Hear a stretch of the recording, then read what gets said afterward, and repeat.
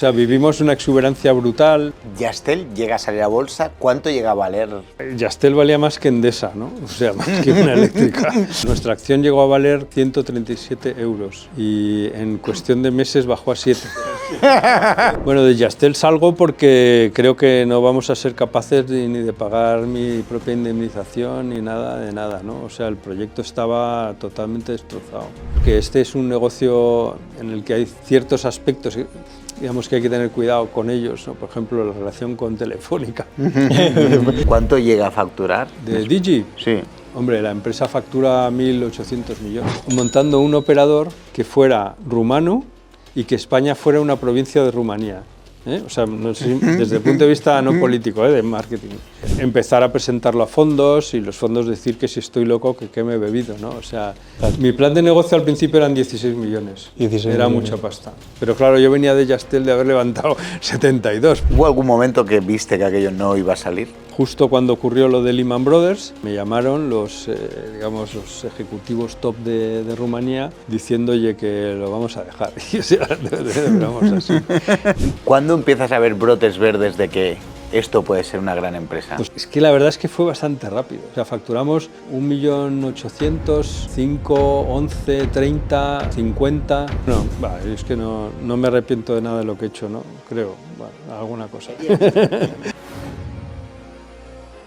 Buenas a todos, hoy estamos en un nuevo podcast de Seed Rocket y For Founders. Estamos aquí con el amigo Raúl, ¿cómo vamos? Uy, jodidillo, tío. Llevo unos días que no duermo y Que no, está ya la cosa... ¿No van bien las ventas o qué? Van bien, pero eso requiere mucho trabajo. Hoy hay lanzamiento otra vez, además de pues hablando mucho con fábrica y demás, tomando decisiones un poco complicadas que ya te comenté. Es que me llamó ayer y me dice que iba a pedir no sé cuántas unidades. O sea, iba a poner en riesgo su startup para ganar más dinero. Digo, tío, pues ¿por qué no piden menos? Bueno, ya, ¿no?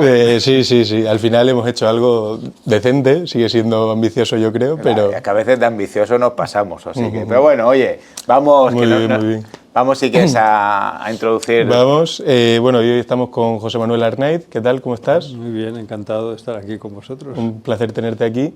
Y bueno, entre otras cosas, o por lo que más se te conoce, es por fundar Digi y Yastel. Pero bueno, hoy vamos a hablar de eso, pero también vamos a hablar de otras cosas. A mí me gustaría empezar por el principio, que bueno, tú estudias Teleco y montas la primera empresa siendo muy joven y está más que yo todavía.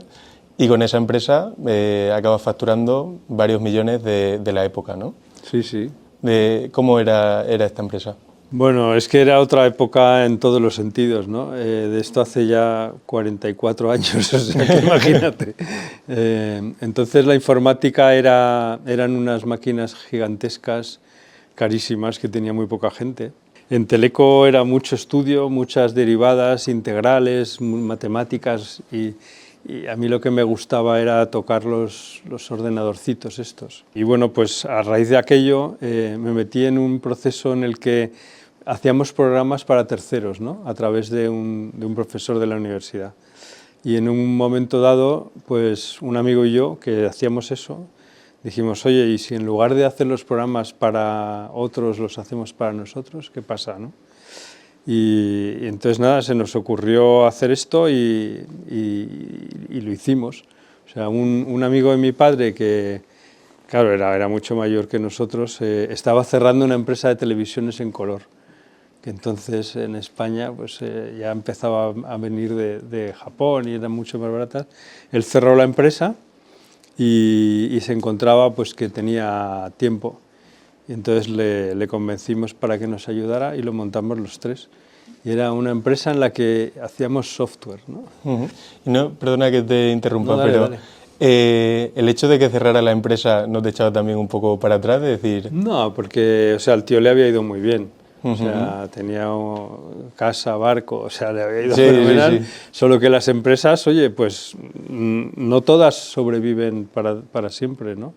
Algunas duran mucho, pero yo creo que muchas de las empresas nacen, crecen y a veces se reproducen, pero mueren.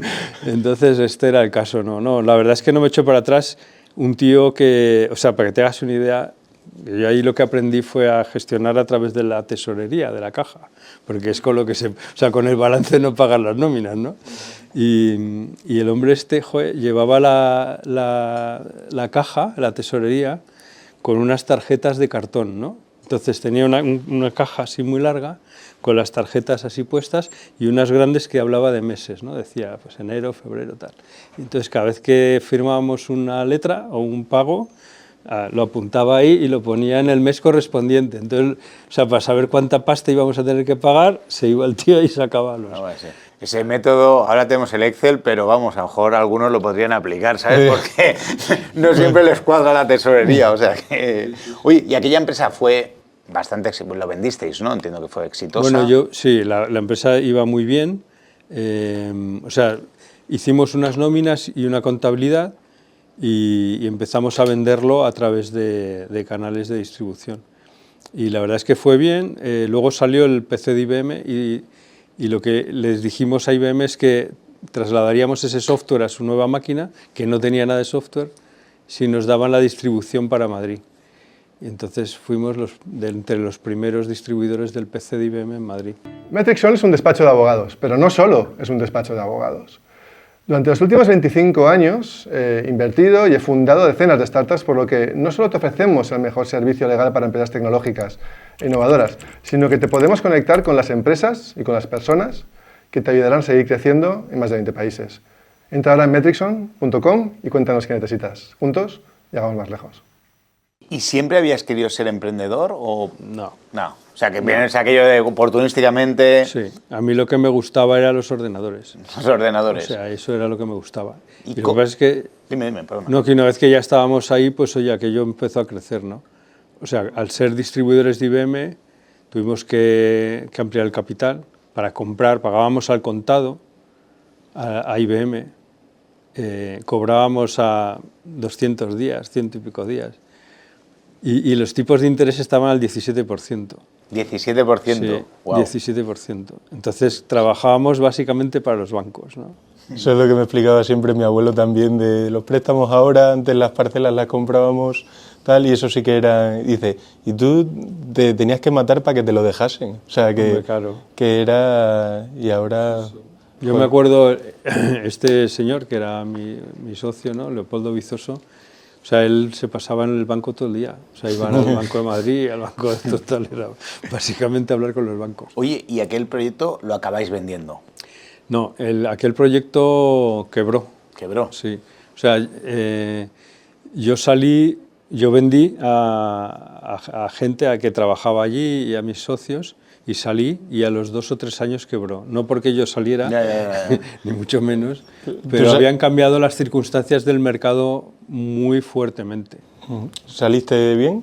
Salí bien, O sea, salí bien. tocaste... Sí, toqué. Y entonces... Toqué suficiente para casarme comprando una casa con muy poca hipoteca. Muy bien. Y sales y te vas a trabajar a una empresa, ¿no? Sí. ¿Por qué? Porque, después, buena pregunta.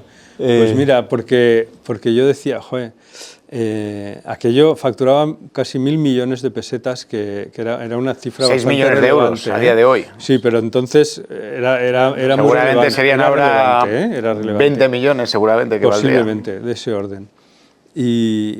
Pero claro, o sea, éramos 50 y tantos. Y yo no había hecho ningún máster ni nada por el estilo en business, ¿no?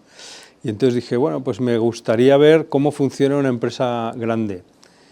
Y entonces me surgió esta oportunidad de ir a trabajar a una empresa que era ATT, que es una multinacional americana. Entonces era enorme, o sea, éramos 200 y pico mil empleados y tal.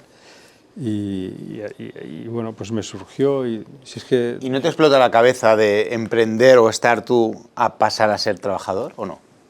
¿Sabes lo que pasa? O sea, tuve la suerte, porque de verdad que lo planifiqué muy poco, pero tuve la suerte de que era un negocio nuevo dentro de aquella empresa tan grande, ¿no? O sea, era lo que hoy se llama intraemprendimiento, me parece. Intraemprendimiento, sí. Entonces era un negocio completamente nuevo que empezaba en Europa y la verdad es que joder, fue estupendo. Yo me lo pasé muy bien, gente estupenda, tuvimos un éxito tremendo y bueno, aprendí un montón. Aprendí cosas del tipo de política interna, de roles, o sea, cosas muy raras. Por ejemplo, nosotros vendíamos sistemas de cableado para oficinas, ¿no? Para conectar los ordenadores y tal, ¿no? Entonces había unas rosetas, que es lo que pones en la pared para enchufar el cable, ¿no? Y entonces en Estados Unidos las rosetas son rectangulares, o sea, son alargadas. Y en Europa, en España, son cuadradas. Y entonces nos mandaban las rosetas rectangulares. Y yo le decía, claro, pero ¿qué pretendes? ¿Que le digamos a los albañiles que abran agujeros rectangulares para poner puta roseta? O sea, cosas disparatadas, ¿no? De las empresas grandes, ¿no? Tienen ineficiencias de este tipo. ¿Y cómo acabas cofundando o uniéndote al equipo de Yastel? Pues aquello fue una historia, porque, o sea, yo acababa de salir de ATT y bueno, pues pensaba qué hacer, ¿no? O sea, realmente es que me volví loco con Internet. O sea, yo justo al final de ATT conocí Internet, esto era el 96. Y, joder, entonces pues yo quería hacer cosas, teníamos ahí un montón de ideas, de proyectos, ¿no? Que ahora se llaman Marketplace y cosas de ese estilo, pero era muy incipiente.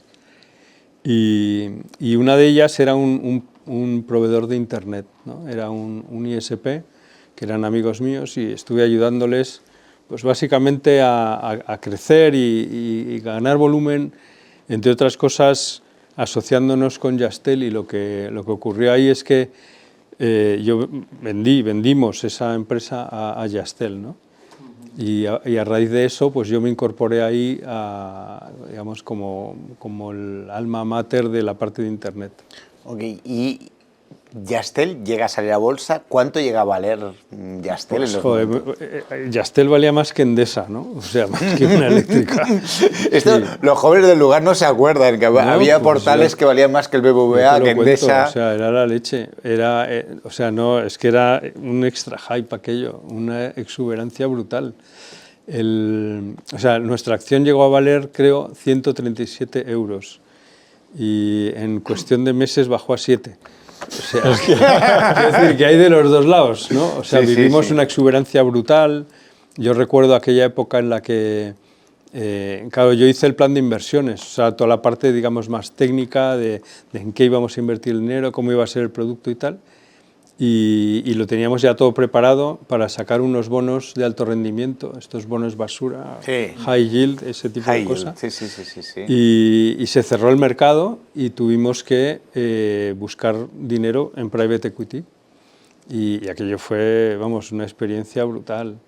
O sea, yo me acuerdo Martín, que era digamos, el líder, por así decir, del grupo nuestro, en una reunión con un fondo, ¿no?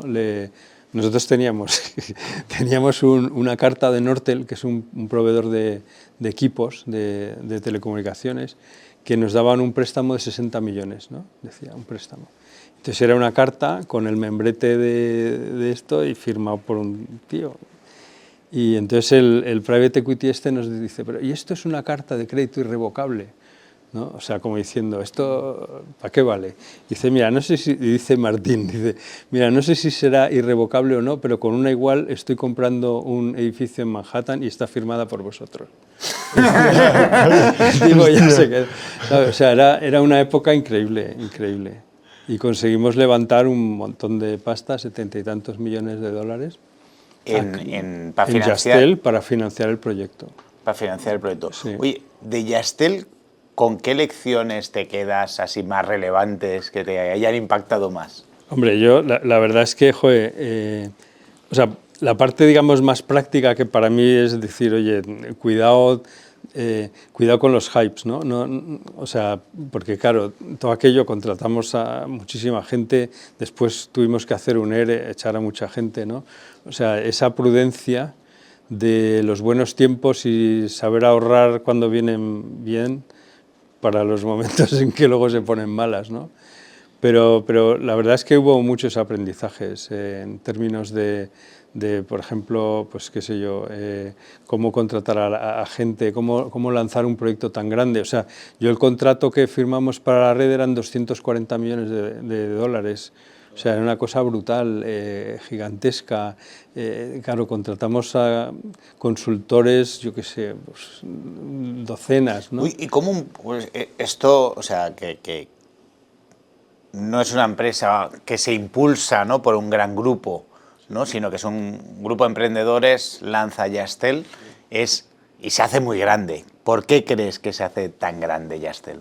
Hombre, yo creo que la oportunidad estaba bien vista, ¿no? O sea, en aquella época en España había muy, digamos, una situación de las telecomunicaciones que era prácticamente un monopolio.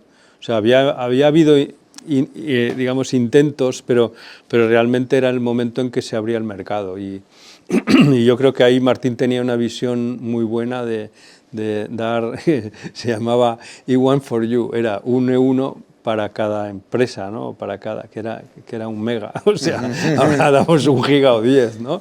Pero sí, yo creo que aquella estaba bien vista, y luego yo creo que había un equipo muy bueno, o sea, había gente que sabía muy bien lo que estaba haciendo en términos de la parte financiera, o sea, y la parte técnica, etcétera, ¿no? O sea, yo creo que éramos un equipo muy bien complementados unos con los otros.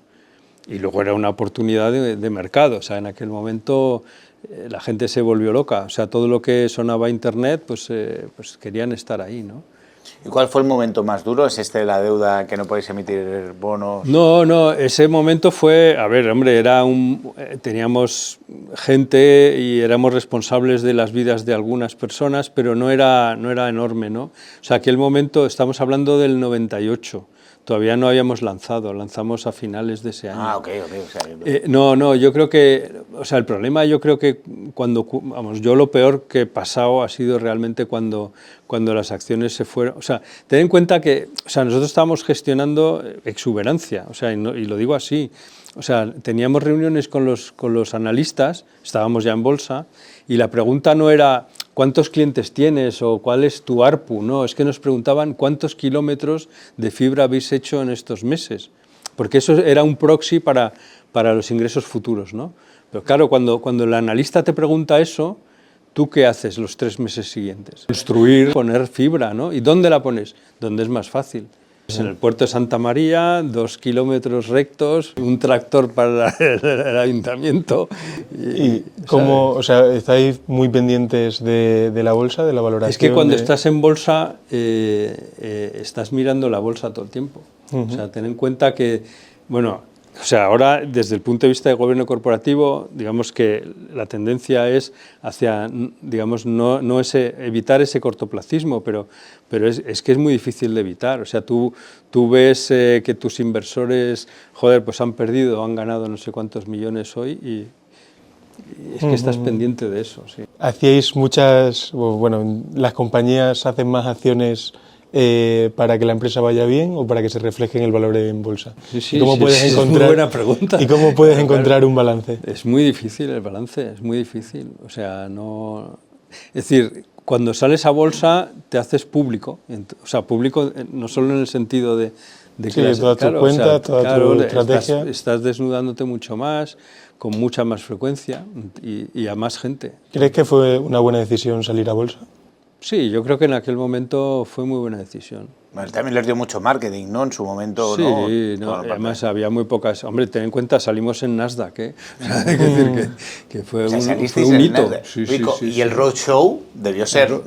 Yo no fui al roadshow, yo me quedé aquí, pero vamos, fue la pera. Sí, un mes recorriendo ciudades, haciendo presentaciones, sí. Sí, porque yo he estado con Javier Prestenesa cuando salió de Dreams y me dice que es bastante como peliculero también, ¿no? Te meten de un coche a otro. Sí, o helicópteros y rollos.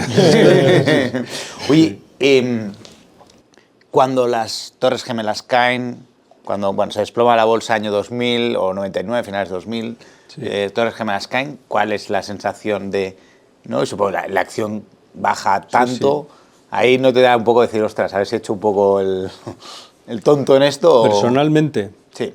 Yo creo que, bueno, no sé, supongo que cada uno lo viviría de una manera, pero, o sea, yo había metido en este proyecto, ¿no? O sea, contratado, pero metido en este proyecto a muchísima gente. Y o sea, a mí lo que más me preocupaba era que iba a ser de todo eso. O sea, eso es lo que más me preocupaba. Y te voy a poner un ejemplo para que me entiendas, ¿no? O sea, una chica que trabajaba con nosotros, que tenía stock options, o sea, claro, yo le dije, hombre, cuando ya llega el momento de vestearlas, no sé si se dice en español, pero bueno, las ejecutó. Dice, bueno, ¿y qué hago? ¿Quedo con las acciones o las vendo, no? O sea, entonces, pues era bastante pasta. Y entonces, bueno, no el consejo, pero sí dijo, hombre, yo me las voy a quedar.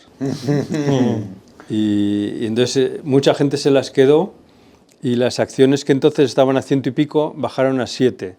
Hacienda les pidió pagar por la plusvalía que habían tenido a 100 y pico. Y al venderlas no tenían ni de lejos la cantidad necesaria para pagar a Hacienda la parte que habían teóricamente ganado, que en realidad no la habían ganado, ¿no? O sea, y eso son historias para no dormir. O sea, pues imagínate, tener que pedir un préstamo para poder pagar a Hacienda. ¿Tú ganaste dinero con Yastel? Sí, yo gané, sí.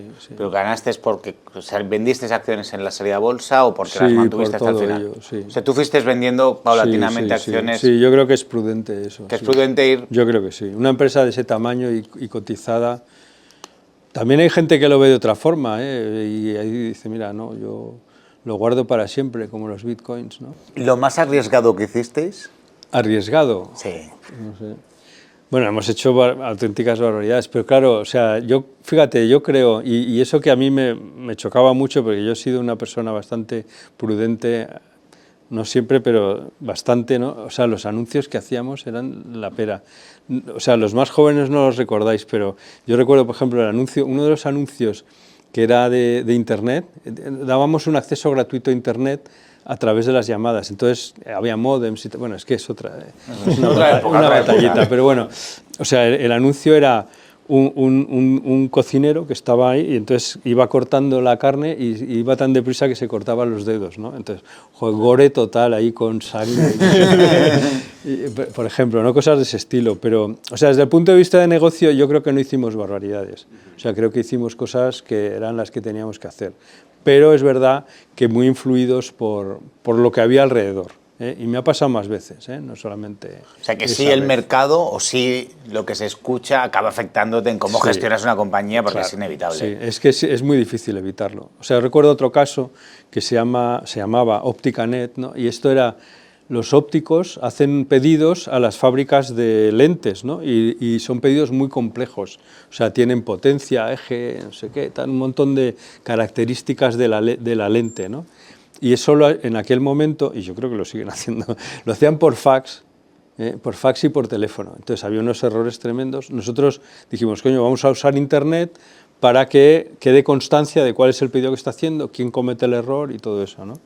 Y entonces, bueno, pues aquello empezamos ya a funcionar, empezaron a acercarse fondos, estoy hablando del año 2000, o 99, 2000, por ahí. Empezaron a acercarse fondos y uno de ellos nos dijo, mira, joder, con esto es muy pequeño, tenéis que montar un plan de negocio entre 6 o 7 países, tiene que ser mucho más grande, tenéis que contratar esto tal, contratamos pues, un director para internacional, un director de no sé cuántos, y a los 6 meses ya lo teníamos todo, y entonces dije, mira, no vamos a invertir porque la burbuja ha explotado, en fin, o sea, yo creo que hay un punto, digamos, de ilusión y de ese impulso creador que tiene que tener el emprendedor, ¿no? Que yo creo que realmente es lo que es un emprendedor, es ese impulso de crear algo.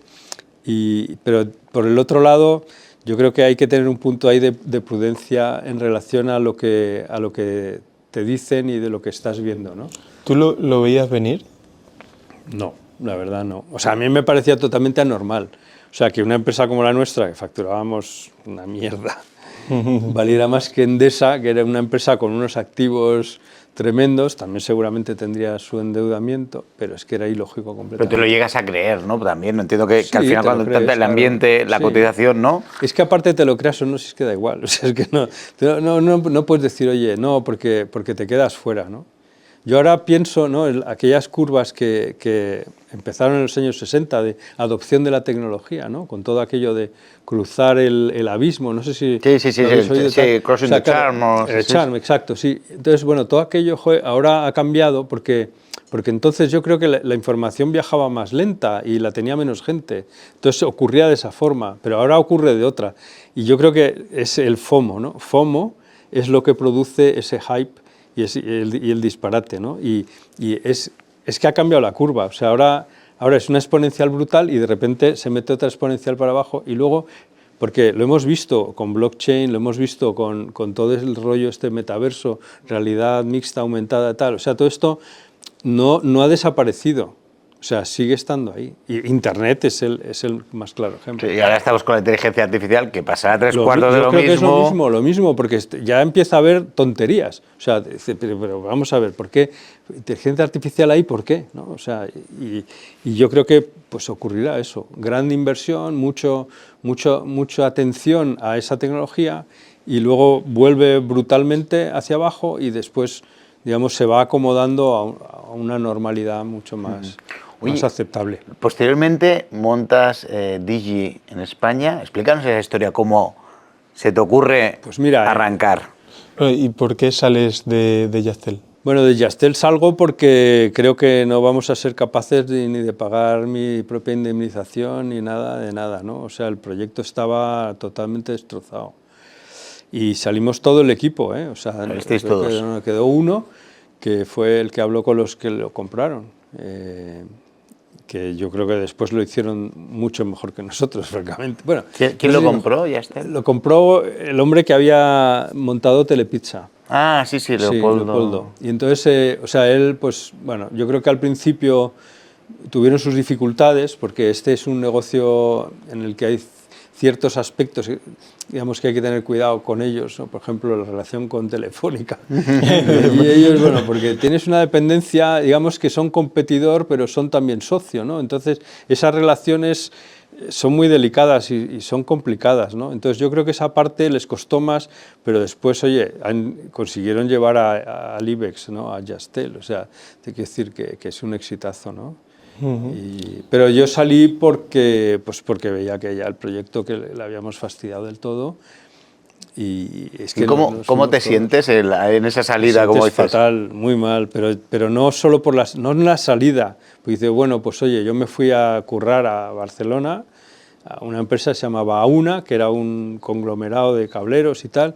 O sea, yo tenía más o menos pues para pagar ya mis facturas y todo, ¿no? Pero había dejado ahí mucha gente fastidiada. Y esa fue la peor parte. ¿Y Digi? ¿Cómo es eso? ¿Cómo se te ocurre? Pues eso fue, bueno, o sea, es una historia muy rara. La verdad es que es divertida porque, o sea, yo acababa de salir de Auna, que se había vendido a ONO, ¿no? Y entonces, bueno, pues ahí por una serie de razones yo no me veía en el proyecto. Y entonces me llama bueno, el cuñado de un amigo que me dice que está yendo, es un tío que está en real estate, o sea, en temas inmobiliarios, que aquí en España estaba ya bastante fastidiado. Entonces estaba yendo a Rumanía para moverse allí, pues de comprar terrenos y hacer sus promociones, ¿no? Y allí, como las cosas funcionaban bastante, digamos, por debajo de la mesa, por decirlo, ¿Qué año estábamos hablando? Esto era el 2006. Okay. Entonces me llama en verano, y me dice, oye, que he conseguido una entrevista con el ministro de Telecomunicaciones de Rumanía. Y no sabía qué hacer con la entrevista. Y entonces yo digo, mira, yo sabía más o menos dónde estaba Rumanía, no sé si me entiende, pero, pero... Vamos, no sabía si estaba muy al sur o al norte de Bulgaria.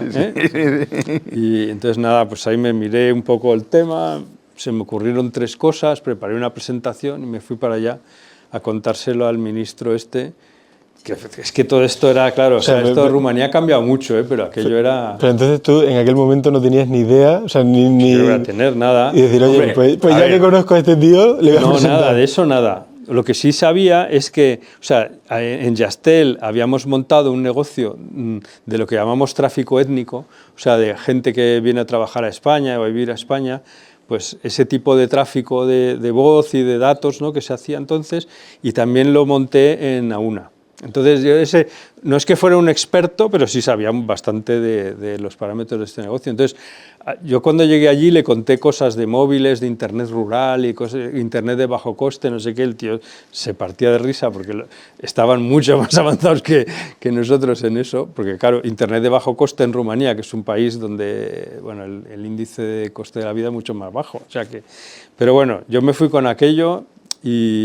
Pero me di cuenta, porque empecé a ir con este hombre a echarle una mano, y yo a explorar, ¿no? Porque no tenía nada que hacer, realmente estaba buscando un proyecto, ¿no? Y entonces me di cuenta de que la gente en el avión, y yo mismo empecé a hacerlo, porque claro, entonces no había smartphones, eran de los tontos. Entonces quitar la tapa, sacar la SIM española y poner una SIM rumana, ¿no?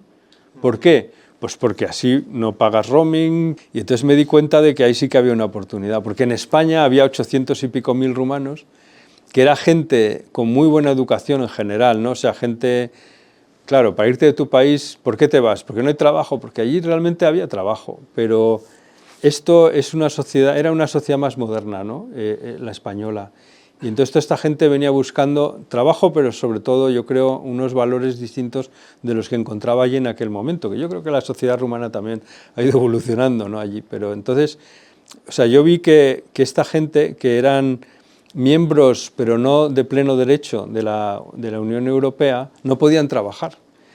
Y tampoco hablaban español, y entonces les daba corte llamar al call center de, yo qué sé, de Vodafone o de Orange o lo que fuera, o entrar en una tienda o entrar en un banco, ¿no? Todo eso les daba corte.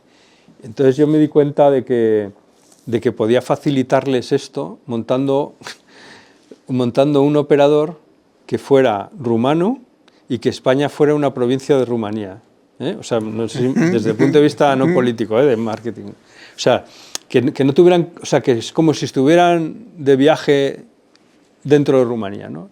Y esa fue mi obsesión. Y bueno, y al final eso es lo que montamos. O sea, yo ideé una posibilidad de que en la SIM hubiera dos números de teléfono, uno español y uno rumano. Y cuando estabas en Rumanía, detectaba la red rumana y presentaba el rumeno rumano, y al revés en España, ¿no? Y eso les pareció la bomba. ¿Y cómo consigues el dinero para financiar? Pues sí, no, claro, no. O sea, yo estuve 2 años buscando. O sea, tienes una buena idea, pero dices. Claro, no, fue aterrizarla, hacer un plan de negocio, hacer un análisis del mercado con una empresa de análisis buena, o sea, reconocida y tal, montar todo el pitch deck y empezar a presentarlo a fondos, y los fondos decir que si estoy loco, que qué me he bebido, ¿no? O sea, rumanos, pero ¿qué dices si no tienen dinero? Encima, si no sabes dónde están. Móvil, pero si hay 110% de penetración del móvil en España, si todo el mundo tiene 2 teléfonos, no uno, ¿no? O sea, pelear con Telefónica, pelear con Orange, con Vodafone, o sea, no se lo creía nadie. Y estuve así pues 2 años. ¿A cuántos fondos pudiste ver? No sé, quizá 15 o 20. Entonces no había tantos, ¿eh? Y además los que había estaban como muy tirando para abajo. Esto era el 2007, ¿eh? 2006-2007. Tirando para abajo, inversiones más pequeñas. Y sobre todo porque aquello, pues muchos de los proyectos no funcionaban y estaban como muy retraídos los fondos de capital riesgo. ¿Cuánto estimabas que se necesitaba para empezar? Mi plan de negocio al principio eran 16 millones. 16 era millones. Mucha pasta. Pero claro, yo venía de Yastel de haber levantado 72, pero también estaba más solo, porque entonces había un montón de gente que tenía mucho prestigio también en el equipo fundador, con lo cual, bueno, a ver, esa era mi idea, y al final, pues oye, muchos de aquellos me iban diciendo que no, y tiré la toalla. O sea, llegó un punto en que se acabó la pasta, en casa ya tenía lío de oye, hay que pagar el colegio también y todo eso. Y entonces me fui, por lo que para mí era la última vez, a Bucarest, que había ido ya muchas veces, a despedirme de los contactos que había hecho allí.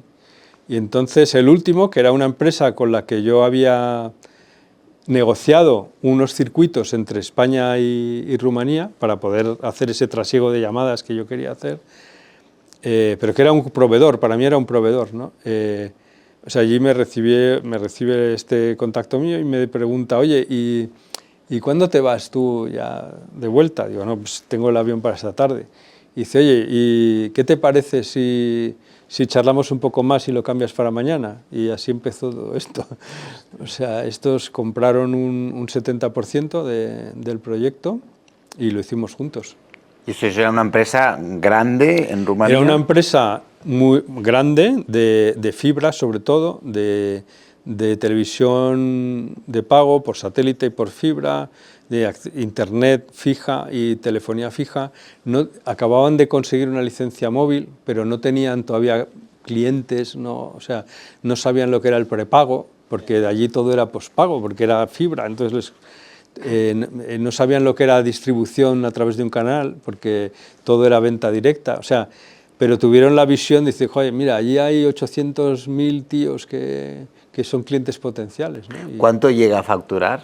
O sea, el último dato así que tengas ¿De Digi? Sí. Hombre, la empresa factura 1.800 millones o algo así, en las cuentas. Ahora cotiza, cotiza en bolsa. Cotiza en bolsa. ¿Y qué te iba a decir? ¿Y cómo no te da miedo? O sea, tener experiencias con socios estratégicos, o sea, 70-30, estás en minoría. Sí, vamos, eso es otra experiencia. O sea, sí, y sobre todo, no solo porque es grande, sino porque es industrial. O sea, cuando además de grande es industrial, es una diferencia enorme, porque, o sea, para bien y para mal. O sea, yo me encontré con gente que entendía, como yo, o más, del negocio, y claro, tenían sus propias ideas, no eran las mías, ¿no? Había que negociar, ¿no? Pero a cambio también, oye, de la millonada que yo tenía ahí, que necesitaba gente para el call center, montar equipos por todos lados, no sé qué tal, pues coño, ellos ya tenían mucho hecho, ¿no? O sea, tenían el software de gestión, todo. ¿Te dejaron hacer o no inicialmente?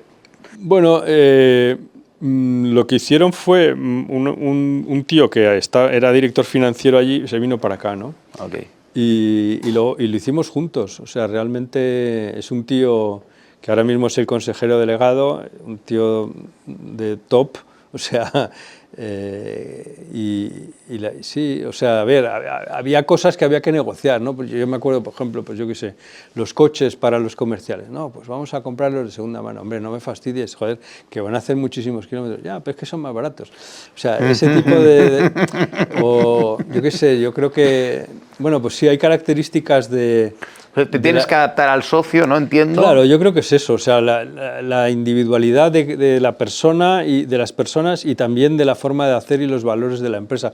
Pero estábamos muy cercanos en los valores, o sea, quiero decir, y sobreviven además, o sea, quiero decir que los valores con los que montamos aquello eran muy, muy compartidos y yo creo que eso fue parte de la ventaja que tuvimos. For Founders es el vehículo de inversión, un angel fund creado por otros emprendedores que han montado ciertas empresas de éxito, por Javier Peztenesa, fundador de Dreams, que lo sacó a bolsa por más de 1.000 millones, Marek Fodor, cofundador de Atrápalo, y luego vendieron Cantox por más de 120 millones de euros, y nos dedicamos a invertir en proyectos en fases iniciales, tickets desde 100.000 euros hasta 4 millones de euros. El gran diferencial es que al final nosotros somos operadores, hemos montado empresas y podemos acompañarte en esa fase. Si te apetece, estás buscando financiación, contáctanos y vamos a ver qué podemos hacer conjuntamente.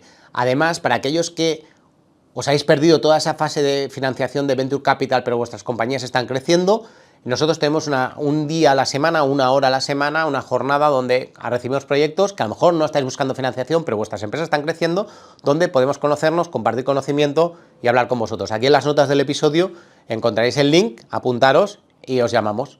O sea, está claro que ahora es un súper empresote, pero los inicios, competir con Orange, Telefónica, ¿cómo fue el proceso de, ok, me vengo a España, voy a montar esto, con un pico y una pala, que sí que tendría recursos, pero que hay que hacerlo? Sí, ¿no? a ver, y los recursos había que sacarlos, porque los recursos siempre en las empresas son escasos. Sí, o sea, sí, siempre. siempre. Ir tirando del hilo, ¿no? Pero, hombre, yo creo que tuvieron esa confianza de decir, oye, vamos a montarlo, que yo creo que es muy importante. Y luego, claro, hubo de todo, o sea, vamos, anécdotas de todo tipo. Dudamos un poco con el canal, o sea, arrancamos de una manera. Yo no quería usar los locutorios, que era el canal tradicional para vender este tipo de servicios, ¿no?, a inmigrantes. Y yo no quería usarlo porque el locutorio hoy vende Orange y mañana a los mismos les vende Vodafone, ¿no? Entonces, la cosa consistió en crear un nuevo canal de distribución y lo hicimos con rumanos, o sea, empresas rumanas o personas rumanas en España. O sea, hubo, pues sí, tuvimos que ir aprendiendo, ¿no?, por el camino. ¿Hubo algún momento que viste que aquello no iba a salir? Pues sí, hubo un momento en el que justo cuando ocurrió lo de Lehman Brothers, me llamaron digamos, los ejecutivos top de Rumanía diciendo, oye, que lo vamos a dejar. Y, o sea, vamos así.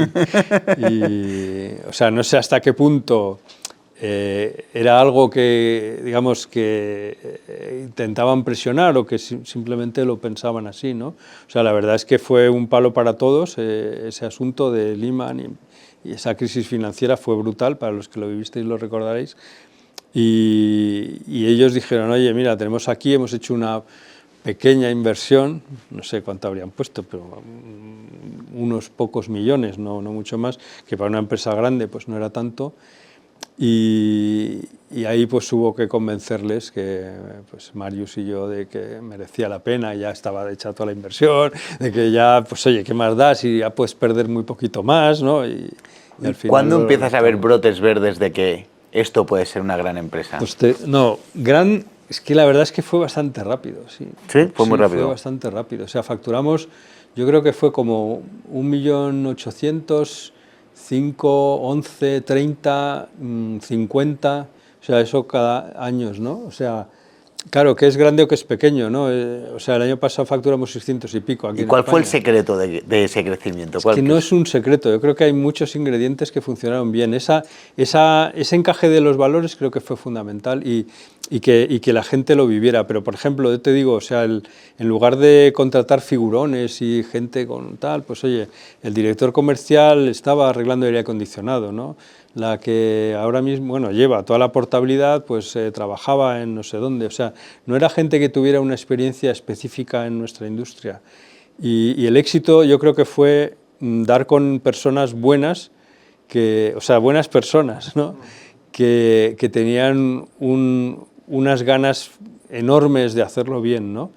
En un proyecto que para ellos se convirtió en algo extra importante en su vida, porque gente que, o sea, si tú estás, bueno, voy a decir en Inglaterra, pero no es lo mismo, ¿no? Pero tú vas a Inglaterra y de repente te encuentras una bandera española, coño, es importante, ¿no? Pues estos son rumanos que se encuentran una bandera rumana y dicen, coño, esto es una empresa rumana para rumanos que está empezando, ¿no? Entonces yo creo que, digamos, ese equipo inicial que se fue desarrollando después, también con muchísimo... Bueno, yo fui el único español durante los 4 o 5 primeros años, ¿no? Yo creo que eso es gran parte del éxito. Y luego yo creo que el socio se comportaron muy bien.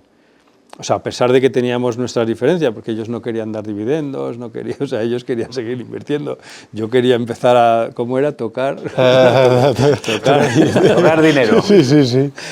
Pero no, nos entendimos muy bien y seguimos entendiéndonos muy ¿Y bien. cómo te puedes salir? O sea, no sé, ¿llegaste a salirte, venderte tus acciones de esa compañía? Sí. ¿Cómo te sales siendo minoritario? Pues muy difícil, la verdad, muy difícil. Porque claro, este socio lo que quiere es seguir invirtiendo y claro... Y tú lo que quieres es recoger beneficios. Por lo menos sí, por lo menos parcialmente, ¿no?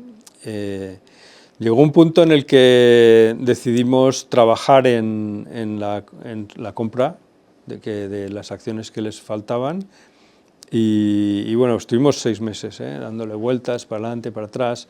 Yo creo que con mucha, a ver, no sé llamarle honradez o transparencia por las dos partes y creo que fue bueno para los dos. O sea, cuando vendes siempre piensas que has vendido barato, cuando compras siempre piensas que has comprado caro, pero yo creo que fue una transacción bastante razonable y la prueba, es que yo sigo relacionado con ellos, ¿no? Y durante este proceso desde que se empieza hasta que sales, ¿tú te vas diluyendo? No. O sea, se queda... Fue una O sea, sola fue bastante transacción. fair play, ¿no? Porque ellos en Sí. verdad te podrían haber diluido. Hombre, vamos. Exactamente. A ver, los acuerdos que teníamos eran bastante complicados, ¿eh? O sea, eran tochetes... Tochos. Sí, sí, sí. O sea, tú sí que hiciste toda esa parte legal Sí, muy bien sí, hecha. sí. La trabajaste muy Sí. bien. Hombre, yo considero que los pactos de socios, no, esta empresa, que, a ver, la ambición era grande, ¿eh? Hay otras que igual que he montado que son más pequeñas, pero yo creo que el pacto de socios es fundamental. Y yo caigo a veces en no hacerlo, ¿eh? Pero creo que es lo primero que hay que hacer. Entre otras cosas porque te ayuda a saber si los socios son los que tú quieres que sean o si tú eres la persona idónea para esos otros socios, ¿no? O sea, tú dices, negociando el pacto de socios ya Sí. ves si ese es tu Sí. socio o no. Exacto. Yo creo que esa es la prueba de fuego del asunto. Porque Raúl. ahí debes hablar de cuáles son tus expectativas respecto al proyecto, qué es lo que vas a poner en juego, qué es lo que no quieres poner nunca en juego en el proyecto. O sea, una serie de cosas que terminan llevándote a hablar de lo que realmente es importante, y eso creo que es lo que te da muy buenas pistas, y a veces ahí se termina, ¿no? No. Y dice, mira, pues ya está. ¿Cuánto se tarda en hacer un buen pacto de socios? Porque imagino que esto es una conversación, esta Son conversación muchas tuvo que ser larga. conversaciones, son muchas conversaciones y, hombre, si ya has hecho unos cuantos, pues hay una serie de aspectos que ya sabes que a ti no te encajan o que sí te encajan, ¿no? Tú has tenido Pero- muchos socios en toda Sí. tu trayectoria profesional. ¿Tienes algún framework o alguna forma de decir, oye, sé que esto no va a salir bien, sé que sí? No, o sea, yo es que recetas no tengo, pero sí te digo que creo que es del contacto. O sea, creo que, y de hablar de las cosas, no antes. ¿Cuál es tu expectativa? O sea, yo recuerdo algún socio que dice, mira, no, sí, yo en cuanto esto funcione, yo salto al proyecto. Ya, mira, es que... ya, ¿sabes? Por ejemplo, ¿no? O sea, tú estás ahí cómodamente en tu trabajo, cobrando tu sueldo y echando una mano los fines de semana. Y mientras yo estoy aquí metiendo pasta y no cobrando, ¿no? O sea, ese tipo de cosas, pero hay muchas, o sea, joder, pues sí, de cuál va a ser tu rol, ¿no? Y esos roles a veces cambian. O sea, por ejemplo, gente que me viene, que esto me pasa mucho, oye, échame una mano, estoy pensando en montar una empresa, tal, y bueno, tengo mi Canvas ya montado para hacer ese recorrido. O sea, a mitad de camino dice, oye, es que me ha surgido un trabajo en Suecia. Digo, pues oye, mira, te lo agradezco mucho, joder, estos 2 meses que llevamos currando en esto, pero bueno, en fin. ¿Cuáles han sido los principales, vamos a decir, problemas que has tenido con socios? Bueno, he tenido todo tipo de problemas con socios. Cuéntanos Gente que alguna no, anécdota. yo qué sé, no sé, joder, gente que no ve lo que estás haciendo. O sea, sobre todo cuando hay socios que no están involucrados, o sea, que no están dedicados. O sea, ahí pues es más difícil y hay que tener más cuidado. O sea, en general, a ver, yo en general he tenido socios estupendos, ¿eh? Pero sí que ha habido algunas veces que, oye, joder, que es que no... O sea, hay conflicto, es que es humano. Es inherente. En las relaciones humanas hay conflictos. Yo creo que es una cuestión de cómo te enfrentas al conflicto, ¿no? Y en algunos casos pues he encontrado falta de escucha o a lo mejor por mi lado, ¿no? Que no lo he explicado bien o que no he sabido hacer bien las preguntas, ¿no? Pero sí que hay, sí, vamos, yo he tenido socios disidentes muy fuertes, ¿no? En algún caso. ¿Y cómo lo gestionas? ¿Cómo se soluciona Pues mira, un problema yo, por así? ejemplo, vamos, te puedo contar anécdotas, y no sin contar de cuál, pero vamos, para que os hagáis una idea del nivel, o sea, a la Junta General viene un representante legal del socio, pero que como los estatutos dicen que solo se puede hacer representar por otro socio, cosa que no quería, o por quien detente el poder sobre todos tus bienes, porque eso está pensado para el caso de que tenga alguien un tutor, ¿no? O sea, te has vuelto loco, Sí, se te ha ido la olla, y entonces te pone el Estado te pone un tutor. Entonces, es que da vergüenza decirlo, pero, o sea, le da poderes a un abogado para 24 horas, poderes sobre todos sus bienes, que eran unos cuantos, y yo creo que el tipo estaba esperando abajo a que saliera el abogado de la Junta para Darle el poder. quitarle la escritura de los poderes. Ostras.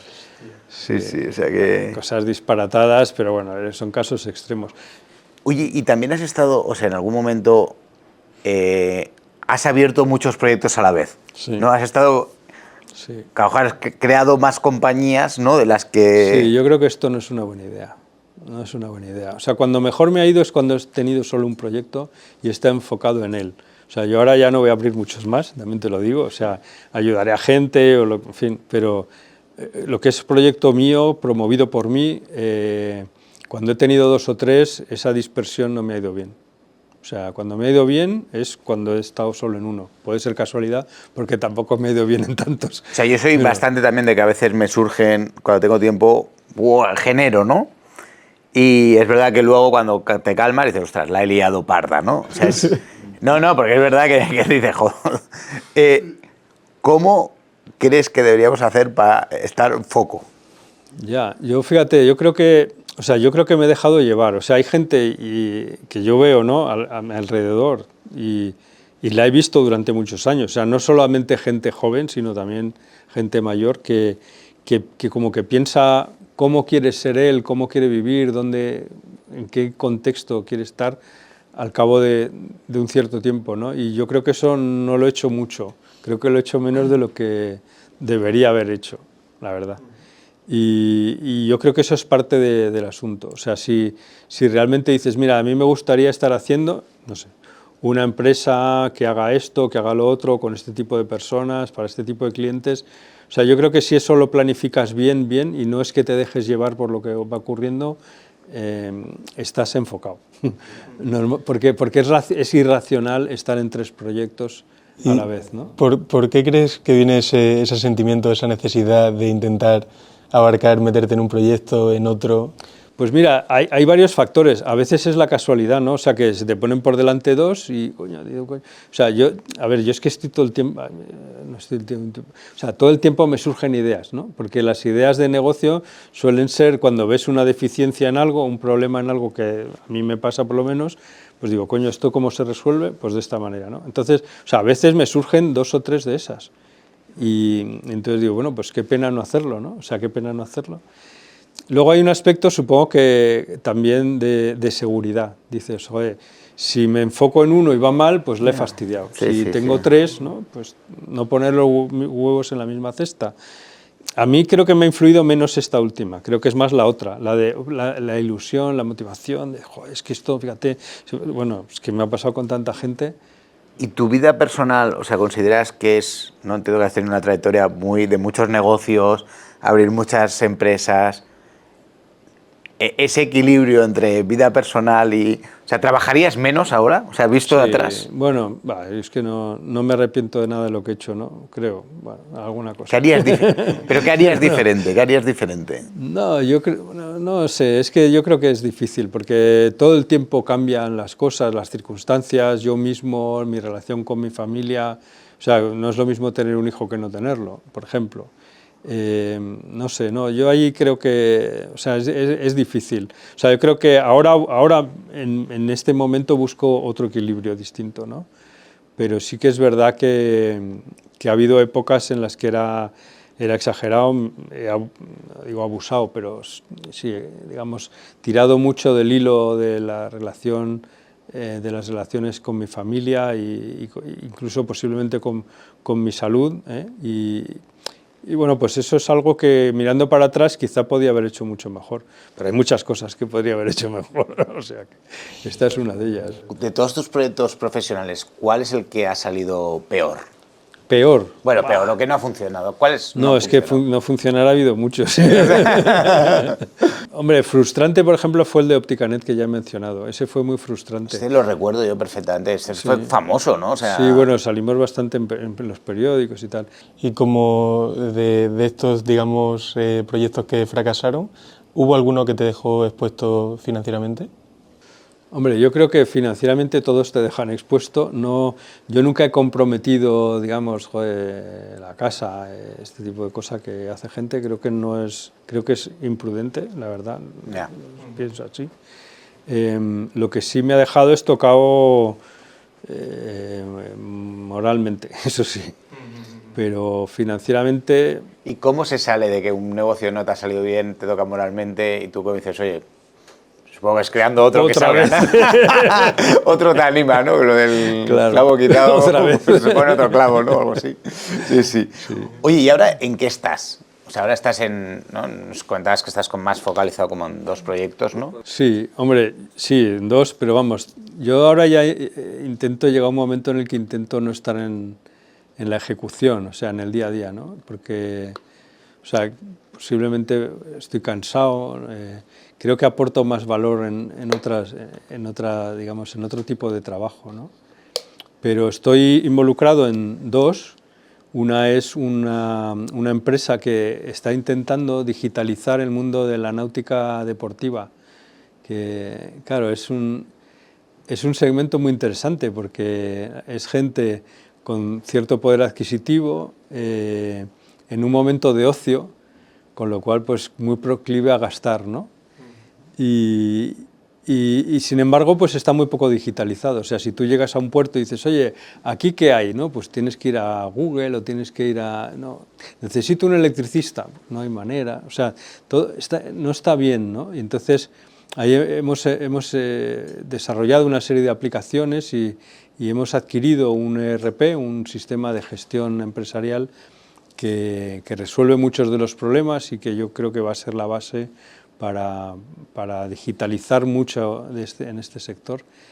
Y el otro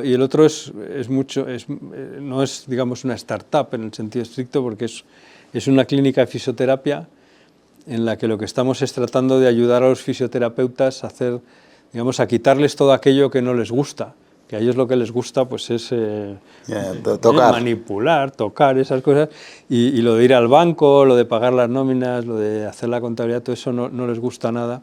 Entonces lo que estamos es ofreciéndoles la posibilidad de enfocarse en eso, nosotros le damos todo el servicio.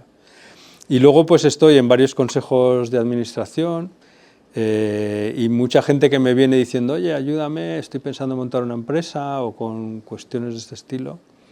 También he escrito un par de libros, uno de ellos es una novela. Sí, me comentabas ahora. Que a la gente le divierte, porque tiene un punto tecnológico, pero sobre todo creo que es una situación entre varias personas, ¿no? Que cómo va evolucionando y además una utopía en la que lo que intento es describir un posible mundo distinto en el que la política no esté en el día a día.